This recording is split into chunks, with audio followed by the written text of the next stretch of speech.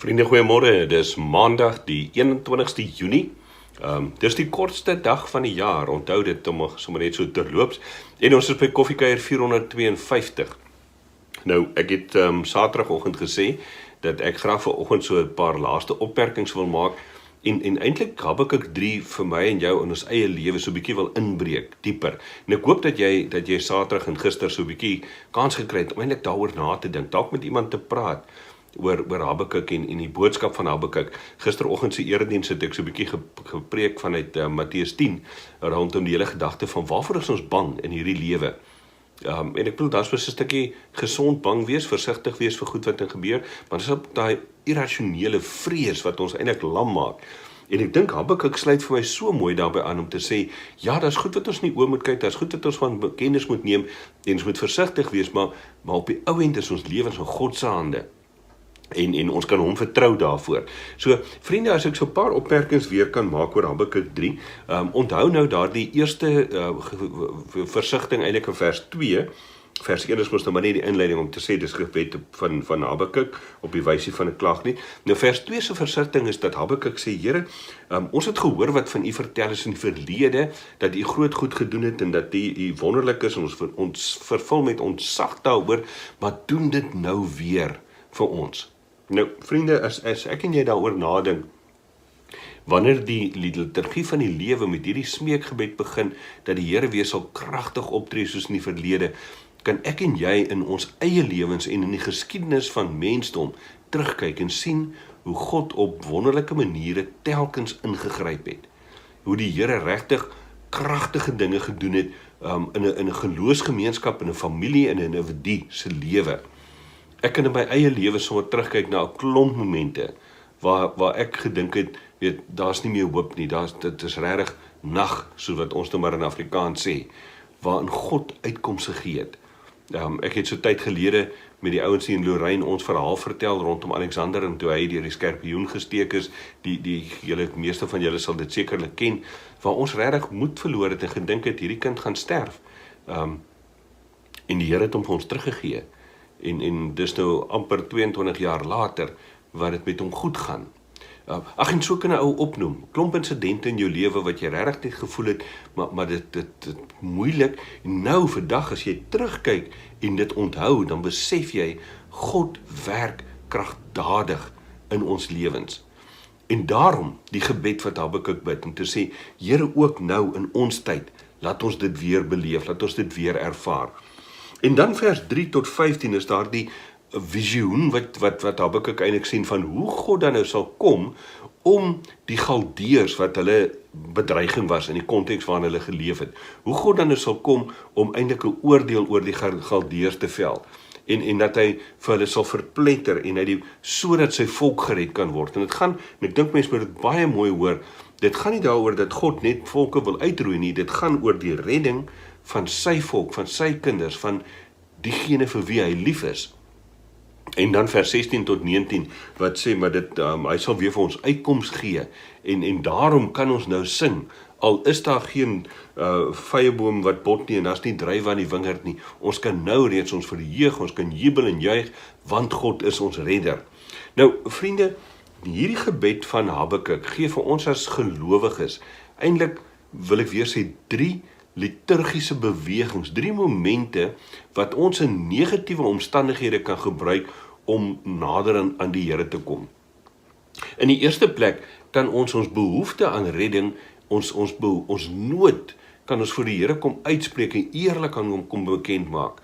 Ons kan met die Here herinner daaraan dat hy kragtig in die verlede gewerk het.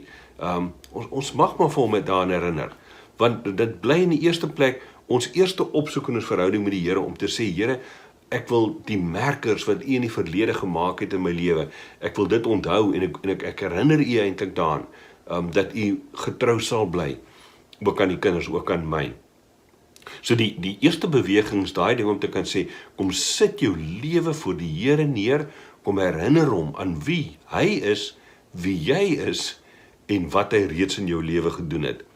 Dan is die tweede moment, die tweede beweging in hierdie, kom ons sê dan nou maar liturgie, in hierdie erediensding, is om te sê, ons kan prentjies van redding en uitkoms wat die Here vir ons gee, in gebed gebruik, Ons kan op 'n manier hierdie prentjie sien van hoe kan hy ons red?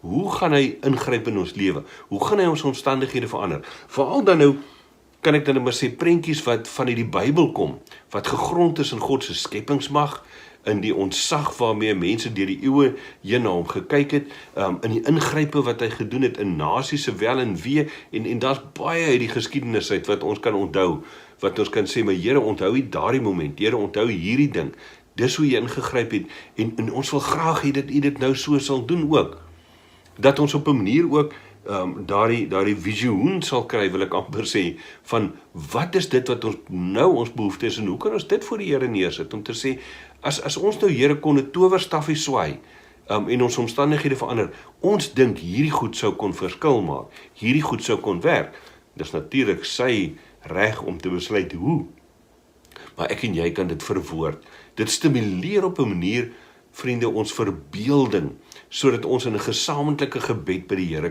kan stil raak. Ek wil jou uitdaag op 'n sekere vlak rondom hierdie middelste liturgiese beweging. Wanneer julle nou weer daar rondom 'n braaivleisvuur sit, en kla oor alles wat verkeerd is in die lewe, en alles wat sleg en swaar is, om dalk nie net te kla oor hoe dit is nie, maar om op 'n manier te sê, kom ons droom oor hoe dit kan wees. Kom ons gesels met mekaar, wat sou ons doen aan die politiek, aan die ekonomie, aan skole se situasie, aan die COVID-19 virus? Wat sou jy kon doen? Hoe sou jy graag wou hê dit moet lyk, dat dit anders wees? En wees nou versigtig, dat ou nou nie hier allerlei opmerkings maak waarvan nou nie pas by Christen gelowiges nie, maar dat ons regtig vra, en dan vat jy daai goed na die Here toe en sê vir hom, Here, hier's ons droom vir die lewe wat U vir ons vorentoe gee.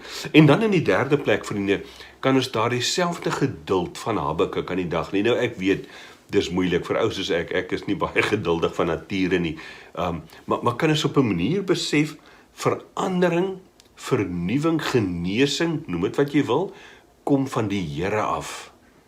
En ons kan ons hoop op hom stel, op niks en niemand anders nie. Ons kan daarom sê, Here, nogtans, al beleef ons nou niks daarvan nie, al ervaar ons niks van hierdie goed nie, nogtans sal ek in U jubel. Want vriende, as ons mooi daaroor nadink, geduld bring ook mos nou verandering in 'n mens se eie gemoed, in jou eie gedrag. Nee, geduld help ons om op 'n manier vas te gryp aan die Here se trou, om hom te vertrou, om aktief op hom te wag, en nie self te begin planne maak nie. Wanneer mense dit reg kry om geduldig op die Here te wag, dan begin ervaar ons ook op 'n manier dat hy vir ons die krag gee, en dat hy, soos wat Habakuk sê, ons voete maak soos die van 'n ribbok. Nou, ek weet nie, julle ken mos nou seker 'n ribbok, nee? Ribbokke is hierdie vreeslike fyn ratsbokke wat op regtig gevaarlike hoë plekke lyk asof hulle hardloop daar, soos wat ek en jy nou van die sitkamer af tot by die kombuis sal stap. En dit raak dan hierdie geduld waarmee ons op die Here wag, en die krag wat hy vir ons gee, deur sy gees, raak op 'n manier heel dikwels kan ek maar sê, die katalisator, wat my en jou ook beweeg tot verandering, wat maak dat ons anders begin leef. Ek wil teruggryp, so vir 'n laaste opmerking, daar na hoofstuk 2 toe, wat sê, bly jy net die regte ding doen, en vertrou op die Here.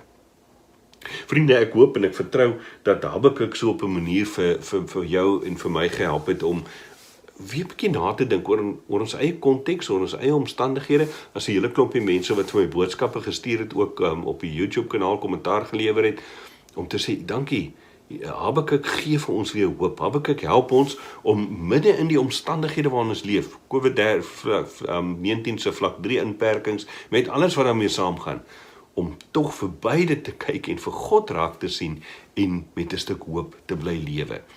Ons mag nooit hoop verloor nie. Vriende, as jy nie meer kan hoop nie, gelowige, Christelike, diepgegronde hoop in God, as jy nie meer daardie hoop het nie, dan is daar regtig eintlik niks oor nie.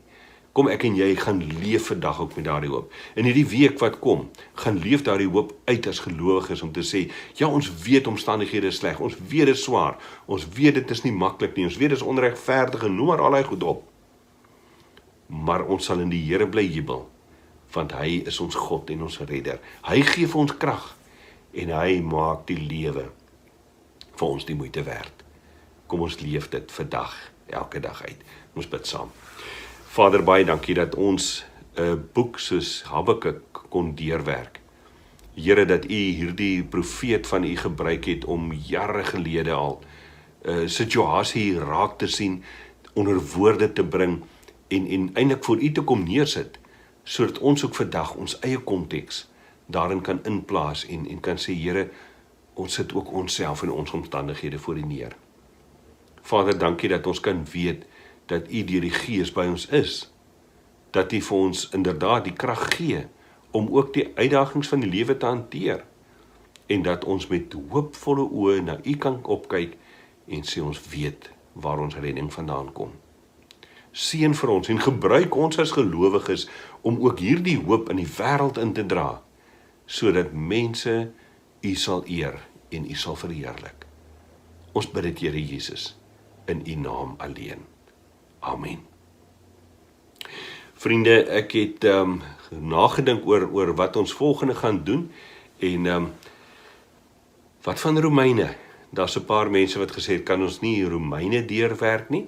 Ek dink nogal dis 'n goeie ding om te doen, omdat ons 'n bietjie gepraat het die vorige ronde oor Paulus se sendingreise en sy uiteindelike doelwit om in Rome te kom, om die evangelie daar te verkondig, en juis ook omdat vanuit die Rooms-Katolieke kerk dan nou, die kerk in Rome, die eerste gemeente, eintlik die meeste groot gemeentes ontstaan het, dink ek tog dis dalk 'n goeie ding dat ons bietjie weer na Romeine kyk.